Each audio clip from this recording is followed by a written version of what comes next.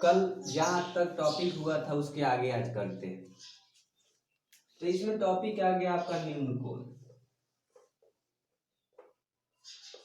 Acute angle. तो न्यून कोण क्या होता है? तो जो कोण 90 डिग्री से छोटा होता है उसे न्यून कोण कहते हैं। तो जान गए कि जो कोण 90 डिग्री से छोटा होता है उसे न्यून कोण कहते हैं। अब डायग्राम से हम समझेंगे। एक भुजा दो भुजा आपस में मिलती है तो कोण बनता है। तो यह कोण यहाँ 45 डिग्री का हो गया। तो 90 डिग्री से छोटा है इसीलिए हमको इसको न्यून कोण कहते हैं। एक भुजा दो भुजा आपस में मिलती है तो कोण बनती है। और यहाँ पे कोण हुआ है जो 60 डिग्री का बना है। तो जो कोण 60 डिग्री का होता है मतलब 90 डिग्री से छोटा है, तो जो 90 डिग्री से छोटा होता है उसको हम बोलते हैं न्यून कोण। अब इसके बाद हमारा टॉपिक न्यून कोण हो गया तो समकोण हम टॉपिक करेंगे।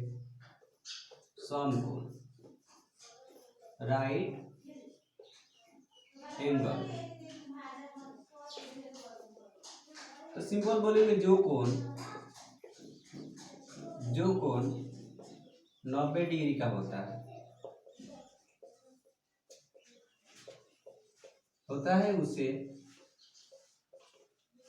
उसे समकोण कहते हैं।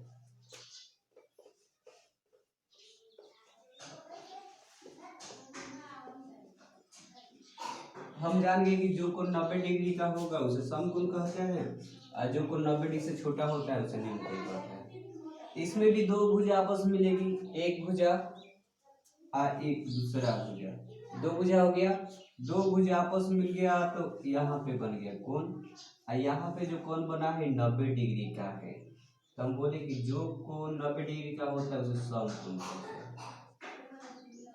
फिर एक डायग्राम को समझते हैं। यह एक भुजा हो गया, यह दूसरा भुजा हो गया। तो दो भुजा आपस में मिलकर जो कोण बनाया उस कोण को हम दो भुजा जब आपस में मिलेंगे तो कोण बनेगा। जो कोण 90 डिग्री का होता है उसे समकोण कहते हैं। एक और डायग्राम लेते हैं। एक भुजा दो भुजा आपस में मिल गया तो कोण बन गया। ये कोण जो है 90 डिग्री का है। तो जो कोण 90 डिग्री का होता है उसे समकोण कहते हैं। फिर यहाँ पे एक भुजा मिल गया तो यह हुआ एक भुजा और एक भुजा, दो भुजा आपस में मिल गया तो यहाँ पे भी कोण बन गया। ये कोण भी 90 डिग्री का है इसीलिए इसे समकोण कहेंगे। फिर यहाँ पे एक भुजा मिल गया, यहाँ पे एक कोण बन गया और यहाँ पे भी एक कोण बन गया। तो चारों कोण जो हुआ 90 डिग्री का है इसीलिए हम इसको समकोण कहते हैं। तो यह आयत जो होता है वो 90 डिग्री का, उसका प्रत्येक कोण जो होता है 90 डिग्री का होता है, इसीलिए इसको कौन सा कोण कहेंगे? समकोण कहते हैं। इसके आगे अब हम लोग देखते हैं त्रिभुज, क्योंकि त्रिकोणमिति जो है पूरी तरह से त्रिभुज पर निर्भर है। यह हो गया ट्रायंगल। इसका हम परिभाषा इसी के शब्द से निकालने का प्रयास करेंगे। लिखा गया है त्रिभुज। त्रिभुज को जब हम अलग अलग लिखते हैं तो लिखते हैं त्रि प्लस भुज। त्रि का मतलब हो गया तीन, भुज का मतलब हो गया भुजा। तो हम परिभाषा में एक जान गए कि जिसमें तीन भुजा होती है उसे त्रिभुज कहते हैं। एक हम यहाँ से एक हम लोग का परिभाषा निकल गया कि जिसमें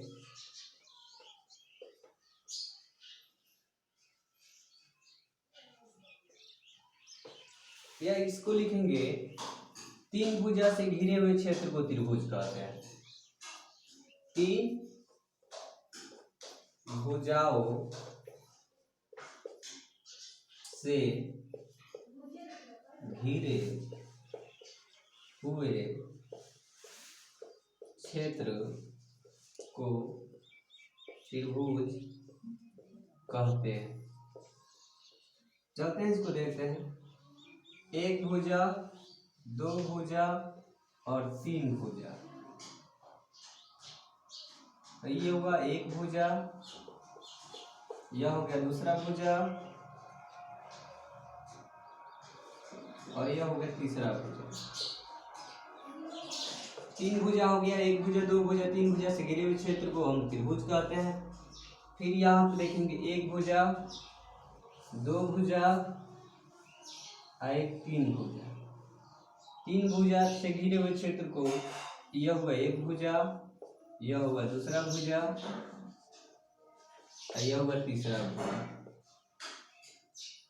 तो तीन भुजा हो गया, तो तीन भुजा से घिरे हुए क्षेत्र को त्रिभुज कहते हैं।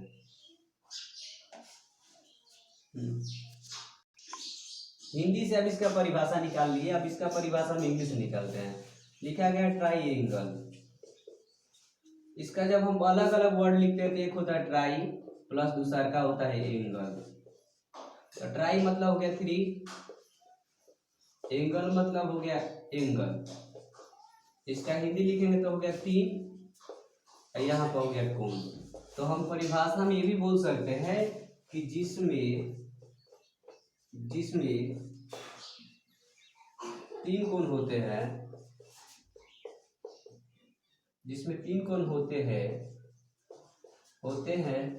उसे त्रिभुज कहते हैं। अब समझेंगे, ये एक भुजा और एक दो भुजा हो गया, और दो भुजा जब आपस में मिलती है तो यहाँ पे कोण बनता है। फिर एक भुजा एक और दो भुजा, एक भुजा एक दो भुजा, एक भुजा एक दो भुजा जब आपस में मिलेगा तब यहाँ पर कोण बनेगा, यहाँ पे भी कोण बनेगा। तो मान लेते हैं कि ये एक कोण हो गया, दूसरा का कोण हो गया, यह तीसरा कोण हो गया। तो जिसमें तीन कोण होते हैं उसे भी त्रिभुज कहते हैं। त्रिभुज हम लोग का टॉपिक हो गया। अब इसमें सबसे जो इम्पोर्टेंट पॉइंट रखने वाला है वह है समकोण त्रिभुज। समकोण त्रिभुज, तो हम इसी से भी इसका हम परिभाषा निकाल लेंगे। त्रिभुज आया है तो हम लिखेंगे जो त्रिभुज 90 डिग्री का कोण बनाता है उसे समकोण त्रिभुज कहते हैं। अब हम इसको डायग्राम पर समझेंगे। यह हमारा हुआ एक भुजा, यह हुआ दूसरा भुजा और यह हुआ तीसरा भुजा। तो तीन भुजा से घिरे हुए क्षेत्र को हम त्रिभुज कहते हैं। और जब ये त्रिभुज 90 डिग्री का कोण बना देगा उसी को हम लोग समकोण त्रिभुज कहते हैं। यहाँ पे एक भुजा, यहाँ पे एक भुजा, दो भुजा आपस में मिल गए तो कोण बनाती है, कोण हो गया। इसके अंतर्गत प्रमुख तर्क को हम समझते हैं। यह हमारा हो गया समकोण। जो कोण होता है 90 डिग्री का उसको हम बोलते हैं समकोण, और जो कोण 90 डिग्री से छोटा होता है उसे बोलते हैं न्यून कोण।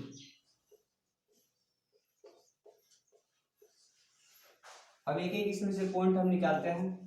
समकोण की सामने की भुजा जो होती है कर्ण कहलाती है। समकोण की सामने की भुजा कर्ण कहलाती है। इसको इंग्लिश में बोलते हैं हाइपरटोनस। इसका परिभाषा निकला समकोण की सामने की भुजा, समकोण की सामने की भुजा कर्ण कहलाती है।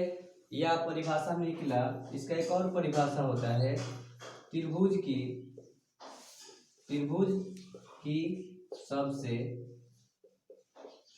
सबसे बड़ी भुजा, सबसे बड़ी भुजा भी क्या कहलाती है, कर्ण कहलाती है। अब न्यून कोण यहाँ पे है, न्यून कोण के सामने भी एक भुजा है, तो न्यून कोण की जो सामने भुजा होती है उसको बोलते हैं लंब कहते हैं। लंब का जो परिभाषा हो गया वह न्यून कोण की सामने की भुजा, वह न्यून कोण की सामने की भुजा, न्यून कोण की सामने की जो भुजा होती है वो लंब कहलाती है, जो इसका होता है पेंडुकुलर। और त्रिभुज की जो सबसे छोटी भुजा होती है उसको बोल देते हैं आधार कहते हैं। त्रिभुज की सबसे छोटी भुजा जो होती है आधार कहलाती है। त्रिभुज की सबसे छोटी भुजा, त्रिभुज की सबसे छोटी भुजा आधार कहलाती है। इंग्लिश जो होता है इसका बेस होता है। फिर अब एक बार इसको रिवीजन कर लेते हैं। समकोण की सामने की भुजा जो होती है कर्ण कहलाती है, या त्रिभुज की सबसे बड़ी भुजा जो होती है कर्ण कहलाती है। न्यून कोण की सामने की जो भुजा होती है लंब कहलाती है, और त्रिभुज की सबसे छोटी भुजा जो होती है आधार कहलाती है। कर्ण को हम लोग, इसका पहला अक्षर एच है, बार का किसे एच दर्शित करते हैं, आधार को हम लोग छोटा बी द्वारा दर्शित करते हैं, और लंब को हम लोग पी द्वारा दर्शित करते हैं। इसी के साथ वीडियो को समाप्त करते हैं।